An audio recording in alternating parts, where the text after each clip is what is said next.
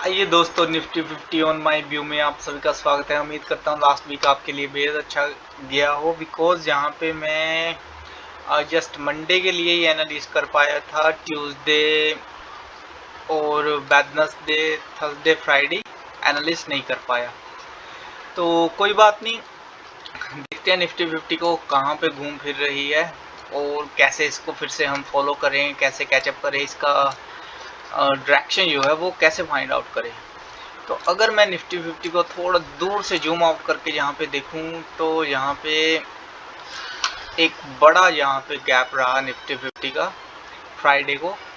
Huge gap down जहाँ पे रही थी निफ्टी 50 221 पॉइंट माइनस में जहाँ पे ओपन हुई थी। और उससे पहले इसने रिसेंटली एक दिन पहले थर्सडे को एक लाइफ टाइम हाई जहाँ पे गैप अप के साथ जहाँ पे बनाया था 25,030 पे ओपनिंग हुई थी इसकी। और उसके बाद इसने 25,078 का यहाँ पे लाइफ टाइम नया हाई यहाँ पे बनाया। तो लाइन चार्ट के हिसाब से अगर देखें तो यहाँ पे निफ्टी 50 कहीं ना कहीं अपने इस प्रीवियस रेंज के आसपास जहाँ पे घूम रही है और यहाँ से इसको फिर से रिजेक्शन यहाँ पे मिल सकता है या फिर से यहीं पे इसे सपोर्ट मिल सकती है।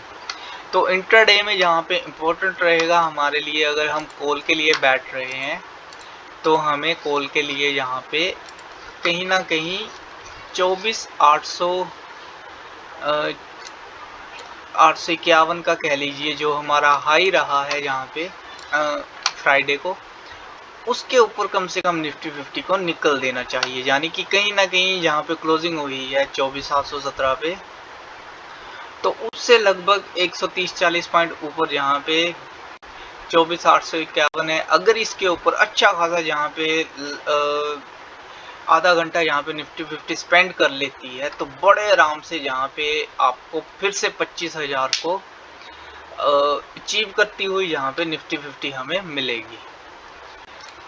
दूसरा यहाँ पे एक इम्पोर्टेंट जहाँ पे चीज़ जहाँ पे बनी है 24,500 से लेकर 24,530 पे, ये इम्पोर्टेंट सपोर्ट कह लीजिए इसे या फिर लास्ट सपोर्ट कह लीजिए निफ्टी 50 की। अगर यहाँ पे निफ्टी 50 आती है तो यहाँ पे बहुत सेफ हमें रहना पड़ेगा। जहाँ से सडनली यहाँ पे मूव जो है वो चेंज हो सकता है, या तो जहाँ से नीचे निफ्टी 50 जा सकती है, जहाँ से नीचे जा सकती है, या फिर जहाँ से हमें फिर ये ऊपर की तरफ वापस जाती हुई मिल सकती है। तो ये दो चांस हमारे हैं यहाँ पे रहेंगे इम्पोर्टेंट सपोर्ट के आसपास। तो अब मंडे को क्या करना है वो यहाँ पे देखते हैं। सबसे पहले लाइन चार्ट के हिसाब से अगर मैं देखूं इसे एक दिन को, तो यहाँ पे एक रेंज बनी है निफ्टी 50 की, तो 24,838 से लेकर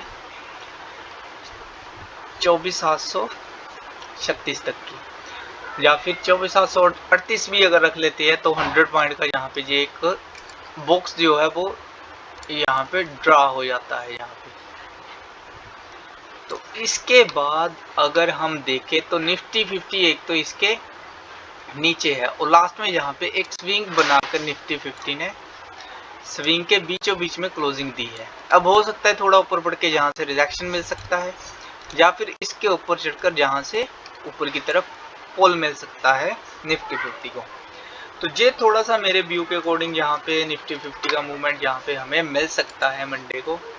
तो कैसे फॉलो अप करना है इसको वो यहाँ पे आपको बता देता हूँ। सबसे पहले जैसे कि मैंने आपको कहा कि एक रेंज है जो यहाँ पे, उसे मार्क करूंगा सबसे पहले मैं, और उसके बाद इसे कर दूंगा लॉक। ठीक, तो यहाँ पे देखिए इंट्राडे में अगर तो हमें 24,686 के नीचे क्लोजिंग मिलती है तो हमारे नीचे के टारगेट 24,532 से लेकर 24,502 तक के रहेंगे पहले टारगेट।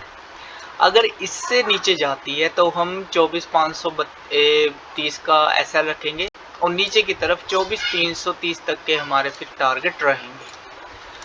और अगर मान लीजिए ये ऊपर की तरफ निकलती है 24,836 को तोड़ देती है, ऊपर की तरफ निकलती है, तो सबसे पहला हमारा टारगेट फिर रहेगा 24,960 का। और उसके बाद 25.030 तक का। तो इस हिसाब से हमारा इंट्राडे जो है वो हमें कैच करना है मंडे के लिए, और फिर उसे हम फॉलो अप करेंगे नेक्स्ट वीक के लिए। तो ओके दोस्तों, मेरा जो ट्रेडिंग डे रहेगा मंडे के लिए वो रहेगा 146 वैलिड रहेगा ये 5 अगस्त 2024 के लिए। ओके दोस्तों, थैंक यू।